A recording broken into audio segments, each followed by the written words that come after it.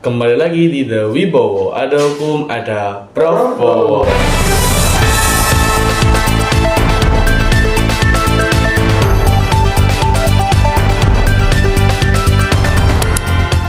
Baik, kembali lagi bersama saya Ahmad Akil Lazwardi yang menjadi host pada hari ini, dan juga kita sudah bersama dengan Profesor Sunarno Edi Wibowo atau yang bisa kita panggil Prof. Bowo. Selamat pagi Prof, bagaimana kabarnya Prof? Alhamdulillah baik-baik.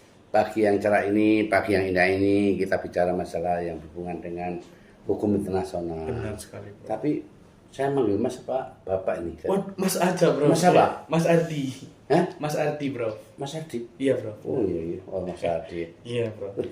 Dari mana Mas? Saya dari rumah tadi Prof. Rumah ya. Kita Iya. buat ambil Sip juga ya. video. Iya benar sekali. Mas Ardi apa yang disampaikan Iya, tadi? kebetulan banget nih Prof. Jadi hari ini kita akan membahas soal hukum internasional nih Prof. Iya. Jadi kan akhir-akhir ini tuh kita ada sedikit berita yang lumayan viral nih Prof. Terkait dengan penangkapan Presiden Venezuela yang dilakukan oleh Presiden dari Amerika Serikat, yaitu Donald Trump. Iya. Jadi kemarin itu Prof, 3 Januari kemarin, Presiden Amerika Serikat Donald Trump itu melakukan invasi ke Venezuela untuk menangkap Presiden Venezuela, yaitu Maduro Prof. Maduro ya. Iya benar sekali Prof. Nah kira-kira dari pandangannya Prof sendiri nih bagaimana nih Prof terkait dengan Ya. hal tersebut? Oke. Jadi yang menjadi subjek hukum internasional adalah negara. Memang di dalam sejarah Romawi itu kekuasaan kerajaan Romawi besar, akhirnya ada hukum internasional.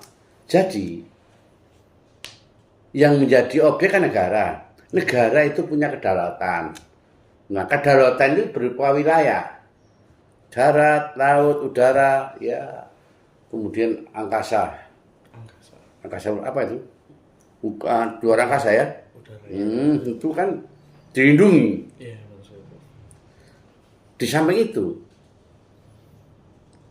ada traktat, ada treaty, ada custom, ada bilateral, ada multilateral. Itu adalah merupakan satu perjanjian-perjanjian antar negara.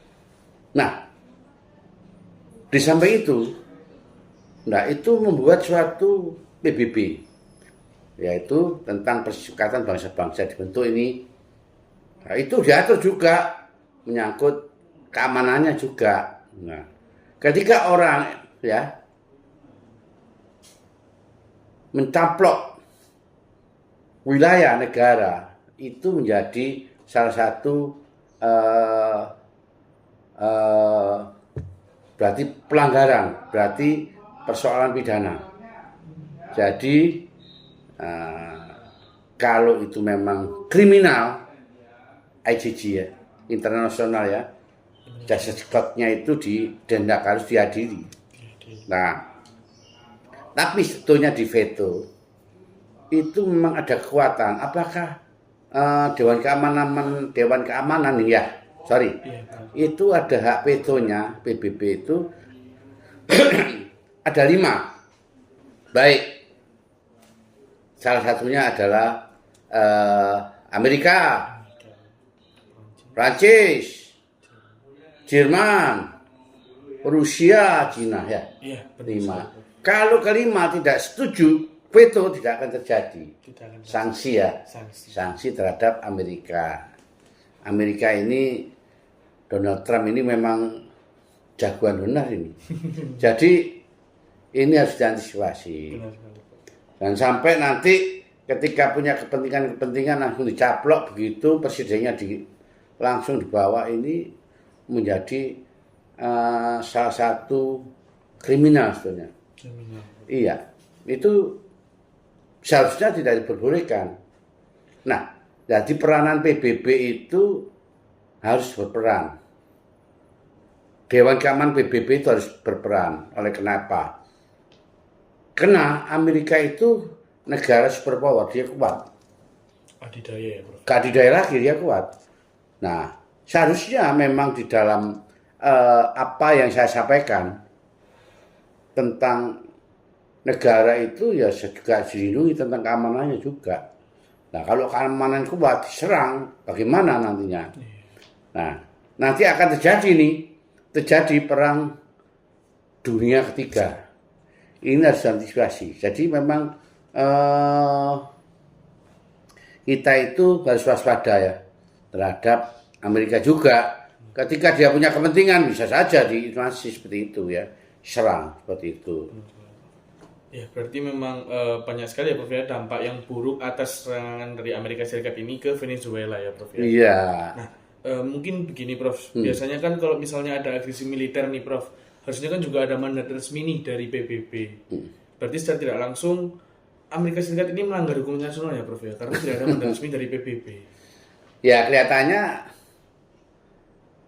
Mas Adi kan bicara masalah tentang ada normatif, ada regulasi hukum internasional. Internasional itu kan yang menjadi persoalan subjek hukumnya negara, kan begitu. Kalau sampai ini seperti ini, hukum internasional nggak punya satu gaungnya. Jadi nggak diabaikan sama Amerika. Nah, bagaimana ketika semua itu patuh terhadap PBB? Apa artinya kalau sampai seperti ini? Hanya resolusi, hanya itu aja dan sebagainya, tapi kekuatan nggak mengikat. Tidak mengikat. Jadi kalau dengan tidak mengikat, ini berbahaya sekali. Nantinya ketika ada serangan Irak, ya ada serangan di Libya dan sebagainya, ini pernah terjadi itu. Tapi semua diam. Ya akhirnya nggak salah kan? Contohnya Irak itu ada nuklir dan sebagainya ya. Makanya dengan adanya invasi di Venezuela itu ya, ini menjadi satu persoalan. Nanti akan terjadi lagi. Siapa nanti akan terkena ini oleh Amerika? Bisa saja. Contohnya Greenland ini mau disapu juga. Iya, ya kan? Iya, benar sekali. Ya, Kolombia akan sapu juga ini. Nah, ini alasan yang klasik itu adalah narkoba, teroris, itu hanya alasan. Tapi punya kepentingan ternyata usut demi usut yaitu tentang semua adalah minyak. Kekayaan sumber daya alam. Iya, benar. Nah, itu kekayaan sumber daya alam itu penting. Kalau dulu mesti di Timur Tengah itu, wah, karena minyak. Nah, minyak itu penting lah. Sekarang itu Venezuela itu punya minyaknya besar.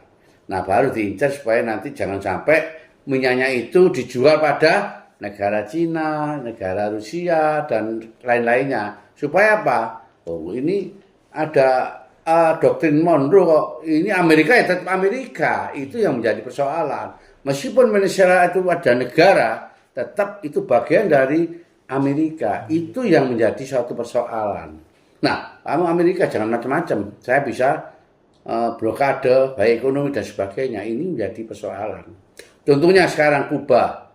Kuba ini sudah di boikot ini tentang ekonominya. Nah, kan goyang semua. Nah, inilah. Jadi negara-negara itu sebetulnya tanpa ada keseimbangan dari Rusia dan Cina, saya kira Amerika itu nantinya semua akan direbut wilayah-wilayah itu. Nah, dari sinilah peran PBB ini merupakan jangan sampai hanyalah selokan belaka, hanya nama belaka, Dewan Keamanan belaka. Kalau negara kecil, waduh sudah. Tapi kalau Amerika nggak bergeming sama sekali, berani nggak sama Amerika lah. Inilah nantinya masyarakat itu khususnya negara-negara itu akan bersatu. Nah, nanti kompak akan menjadi rawannya Perang Dunia Ketiga. Perang Dunia Ketiga. Ya. Cukup menarik sekali nih Prof pembahasan kita hari ini. Cuman sayangnya terkait dengan waktu kita harus berpisah terlebih cepat nih Prof. Jadi mungkin izinkan saya untuk memberikan closing statement ya Prof ya. Jadi memang agresi militer Amerika Serikat ke Venezuela itu bisa dibilang memang melanggar dari adanya hukum internasional dan juga PBB. Nah, piagam PBB ini ternyata saat ini hanya menjadi suatu normatif saja tapi diabaikan dengan adanya agresi militer tersebut. Maka dari itu perlu adanya penegakan hukum dari piagam PBB sehingga piagam PBB tersebut selalu menjadi acuan ataupun landasan hukum dalam setiap negara yang bergerak nantinya. Seperti itu ya. Saya ucapkan banyak terima kasih kepada Prof Bowo karena telah memberikan waktu. Tidak bisa eksekusi ya? Iya, tidak bisa eksekusi. Oke.